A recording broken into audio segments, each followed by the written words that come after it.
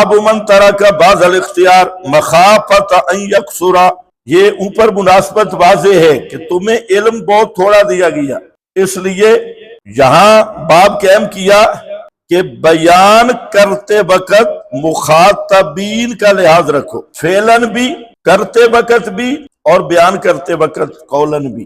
یہاں اب امام بات لے آئے کہ من ترک بعض الاختیار، کہ بعض مختار اور پسندیدہ مستحبات کو ترک کر دینا یا محبوب چیز کو ترک کرنا، کہ لوگ کہیں فتنے میں نہ پڑ جائیں، کہ لوگ کہیں مخافتا ان یکثرا، اس خوف کی وجہ سے کہ لوگ سمجھیں گے نہیں، فَيَقَعُ فِي الشَّدِّ، تو وہ زیادہ سخت چیز میں پڑ جائیں گے۔ یعنی ایک میری طرف دیکھو، ایک چیز محبوب، مرغوب، مستحب ہے یا مباح ہے، لیکن ویسے مرغوب ہے، محبوب ہے، اب وہ آپ کرنا چاہتی ہیں لیکن لوگ سمجھ نہیں سکتے، تو خطرہ ہے کہ یہ کہیں بڑی مصیبت میں نہ پڑ جائیں، تو اس رعایت کی وجہ سے مباح کو بھی ترک کر سکتے ہیں اور مستحب کو بھی ترک کر سکتے ہیں۔ اس سے بعد کو غلطی ہوئی کراچی کمپنی کو،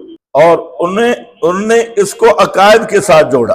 بھئی عقیدے کا بیان فرض ہے، یہ عقیدے کے بارے میں نہیں، یہ ہے بعض الاختیار، بعض پسندیدہ چیزیں مستحب کی حد تک ہے، تو اس کو آپ چھوڑ دیں، لیکن جو واجب اور فرض ہے یا عقیدے میں تو رعایت ہے ہی نہیں۔ بعض لوگوں نے یہی کہا ہے کہ ماحول کو دیکھو، کہیں مسائل نئے نئے نہ بیان کرو، مسئلہ توحید نہ بیان کرو، کیونکہ ہو سکتا ہے لوگ کسی مصیبت میں پڑ رہے ہیں۔ مصیبت میں تو پہلے مشرک ہے پڑے ہوئے، شرک سے بڑی مصیبت کون سی ہوگی؟ اور پھر جو دعوت ہے یہ فرض ہے، یہ مستحب نہیں ہے، اور بیان توحید فرض ہے، نہ بیان کرنے والا پکا لعنتی ہے، اولئک یلعنہم اللہ۔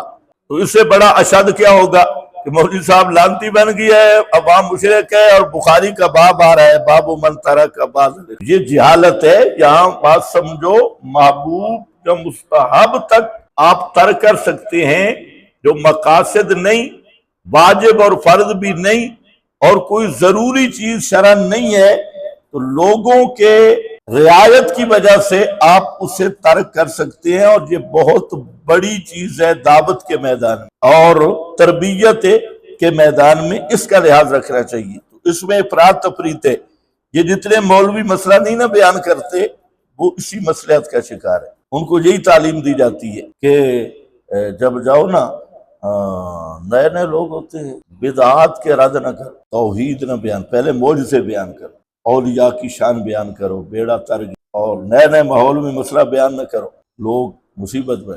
بالکل تم نے نیچے سے سمجھا ہے، اوپر سے نہیں۔ کھوتی کے بچے، یہی معنی ہے اس باب کا۔ اس باب کا معنی ہے باب من ترک بعض الاختیار۔ اچھا، آگے امام پھر لا رہے ہیں، آپ میری بات سمجھ گئے کہ نہیں؟ اور بعض بالکل جھلو بھی ہوتے ہیں، للو، وہ مقاصد کو چھوڑ دیتے ہیں اور چھوٹی چھوٹی چیزوں پہ لگ جائیں گے، کہیں جائیں گے پہلے مسئلہ چھیڑیں گے، نبی پاک پر جادو ہوا تھا کہ نہیں ہوا تھا؟ اچھا ہوا تھا، اور ان کو کوئی چیز پڑھائی نہیں، پتہ ہی نہیں، ادھر سے شروع کیا ہے۔ یہ للو بھی ہمارے ملک میں موجود ہے، اور محلے میں گوشت کس دکان سے آتا ہے؟ اور بھائی وہ ہیں ہی مشرک، تو یہ بھی مشرک ہیں، مشرکوں کو مشرکوں کے کھانے۔ تو یہ تدریج پھر دعوت ہوتی ہے، پہلے مسئلہ الہ تو بیان کرو، انہیں توحید تو سمجھاؤ۔ اسی تدریج پہ ہمارے اکابر چلے ہیں، آج پچھلے جو ہے وہ دھوکے میں پڑ گئے۔ تو ہم یہ سوچتے نہیں کہ ہمارے اکابرین نے جو کام کیا وہ دور کون سا تھا؟ وہاں تو توحید کا نام لینی جرم تھا، وہاں کوئی کہتا کہ باؤ سلطان کے سجدے حرام ہے، پھر دیکھتے لڑائیاں ہوتی تھی، وہاں سے انہوں نے شروع کیا تھا۔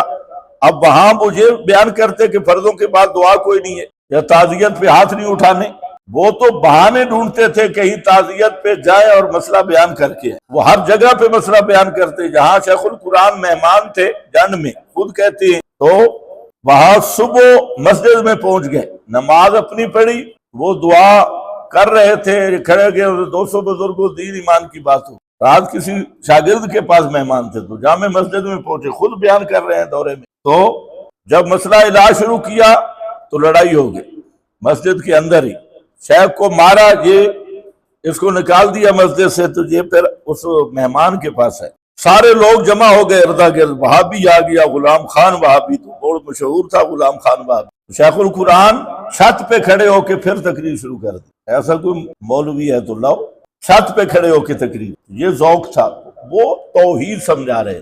اب یہاں آئے امام کعبہ، وہ بندہ ابھی بھی گواہ موجود ہے جو ساتھ بیٹھا تھا، مغرب کی نماز پڑھائی، وہ کعبے والے تو دعا نہیں کرتے، تو مولوی عبداللہ صاحب لال مسجد والے بھی ساتھ تھے، تو امام کعبہ نے دعا نہیں کی مغرب کی نماز کے بعد، مولوی عبداللہ صاحب کھڑے ہو گئے، بہانہ کر رہے تھے، بھی شیخ نے کہا کیوں؟ کہ بارش کی دعا۔ بیٹھ جا، یہ مسئلہ ہم ان کو کہیں نہیں مانیں گے، اپنے پتہ چلے نا کعبے میں نماز کیسے ہو، بیٹھ جا، بٹھا دیا عبداللہ کو۔ اب یہ فرائض کے بعد لازم سمجھتے تھے دعا، کیسی بات ہے، ہمارے بزرگ کرتے، بزرگ تو دکھا رہے ہیں، یہ دیکھ لو۔ شاہ صاحب سے ان کا ایک مرید تھا مولانا عبدالرشید صاحب، اس نے مجھے خود بتایا، اور بھی بہت سارے حضرات نے، کہ شاہ صاحب بہت لمبی دعا کرتے، گھنٹہ گھنٹہ بیٹھے رہتے، لوگ 2 منٹوں کے بعد اٹھ جاتے۔ کسی نے پوچھا یہ کیوں؟ کہتے ہیں ایک تو ویسے دعا میں کرتا ہوں، دوسرا یہ بھی ایک طریقہ ہے اجتماعی دعا چھوڑانے کا، انہیں ویسے کہوں تو نہیں چھوڑیں گے۔ بڑے شاہ صاحب کی بات ہو رہی، تو بھائی یہ تدریج فی دعوت ہے، اس میں کوئی شک نہیں، الاہم فالاہم، لیکن کتمان فی دعوت نہیں ہے۔ جہاں اس سے کتمان لینا تو یہ لعنت لینا ہے۔